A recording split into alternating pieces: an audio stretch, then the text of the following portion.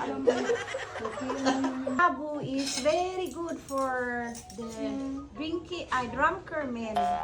You. That's right, you.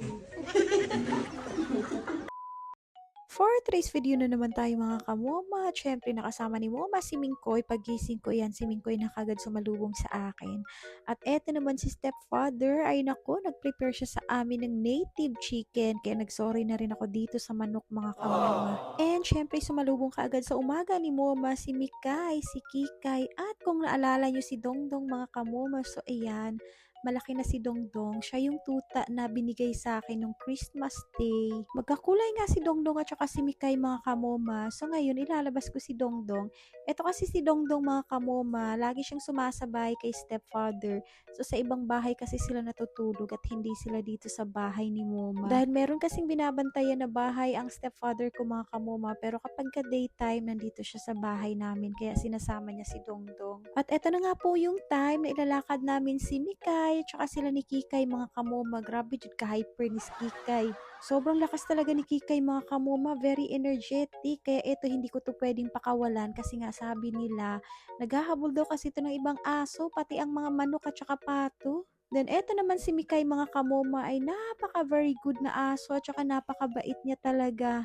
Yun nga lang, kapag nakawala si Mikay, mga kamoma, ay naku, hindi na niya alam kung paano bumalik sa bahay namin. Kaya habang nandito pa si Moma, lubos-lubos na namin mag-bonding dahil nga bihira lang kami magkikita, once in a month lang. Very thankful nga talaga ang Moma dito sa kapatid ko na PWD kasi grabe talaga yung pag-aalaga niya. Sobrang na-appreciate ko mga kamoma.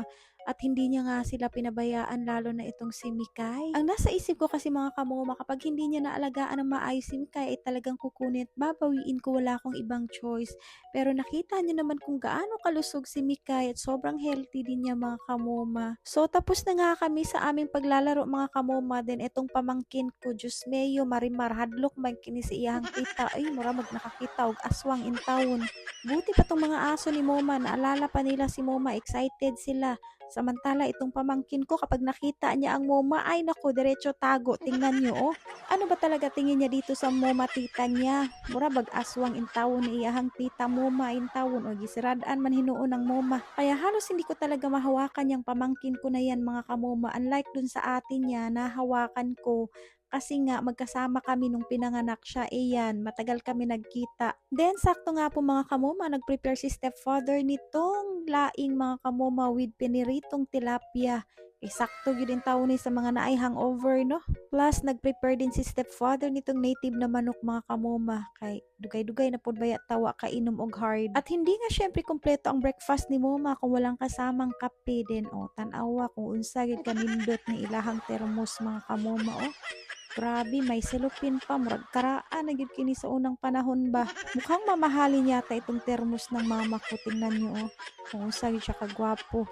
Pero kahit ganito na nga yung pagmumukha nitong termos ng mama ko, lagi pa rin nila iniisip na maraming pera ang mama ko galing sa akin. Hoy, pag sure in tawon mo. Pakay. Alam mo, Bihira ka lang talaga makakita ng ganitong termos mga kamoma. Sigurado talaga ako tumamahalin to. Baka dili man gusto na i-let go ni sa akong inahan. Pero sige lang no, puho no. Kay palitan na to niyang termos. Kayong saon man, luoy man pug kaayo. Unya, naka-aqua flash ba ang moma? Mauwaw sad ka. bakit isa lang ang chopstick ni Mr. Ko? Amoy niya lang si May.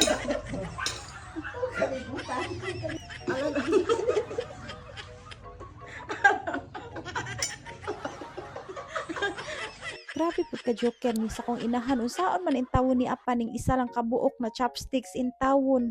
Abi siguro nila ba kuhit-kuhiton lang nimo ini imong pagkaon diri, kay dapat duha man gyud dapat ni ka chopstick. Pero sige na lang no, kay murag nawa naman sa ilahang memory. Abu is very good for the drunker men. You. That's right, you. I'm not getting drink last night. I'm not drunk. Mukhang pinapatamaan na nga ako ni Apa mga kamoma kasi ako daw yung nalasing kagabi. Kaya ayan, para daw yan sa akin. Mura po siya guwa nakainom in tawon, nagwan on one para bayan na sila sa kong igagaw tunga sa gabi eh. Pero promise talaga kamoma, yung laing, the best talaga yan sa may mga hangover mo na after ninyo inom, pagkaugma, magluto dahil mo kaning laing, dahon ng gabi ba para makilala ninyo kung ano itong laing. Kaya grabe yung sakit ng ulo ko. Anyway, shout out pala dito sa kapatid ko na made in Korea yung damit niya. Tapos yung mancha, made in Philippines. Pero masabtan man nato ni mga kamuman, no? Kay isa lang man niya kakamot ang active. Yung isang kamay niya kasi hindi. And eto nga po pala yung kapatid ko na sumunod sa akin mga kamuma na pinagtapos ko yan ang pag-aaral mga kamuma.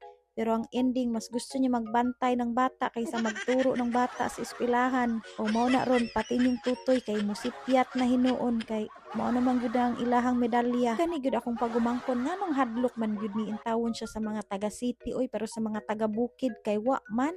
At dahil meron na naman tayong sponsor sa bigas mga kamomo kaya iya nakapag-distribute tayo ng bigas kaya ang saya-saya nila pero selected na lang yun in tawon ni mga kamoma ha. Actually, matagal ko na sana tong i-distribute mga kamoma kaso very busy talaga ang MoMA new month of February and yun po yung time na nakapag-share tayo sa shelter ng bigas pati na rin ng cat food mga kamoma at ito yung sobra. Kaya ayan, binigay ko na rin sa kanila. Kaya thank you so much kay Sis Carlota, yan from Taiwan mga kamoma. Kay siya gyud ang nag-sponsor ana no. And ito yung dalawa pahabol kaya very happy kay sila. So daghan kay salamat. And kay wa may barya si Moma. So 50 pesos ra in taon ang gihatag kay Lola in taon pero very happy na siya mga kamoma kay para na siya ikapalit og kape og asukal. At saktong-sakto nga maghati din tayo dito sa kabila mga kamoma kasi nga yung estudyante niya uuwi wala daw baon na bigas. So answered prayer talaga ito sa kanilang part mga kamoma kaya thank you kaayo sa ato ang donor. Dito sa lugar namin mga kamoma, sobrang hirap talaga ng buhay dito, lalo na kapag walang matinong trabaho. Actually, these people are the reason kung bakit naningkamot jud ko na magiging isa ka content creator kay aron makahelp jud ko nila mga kamoma.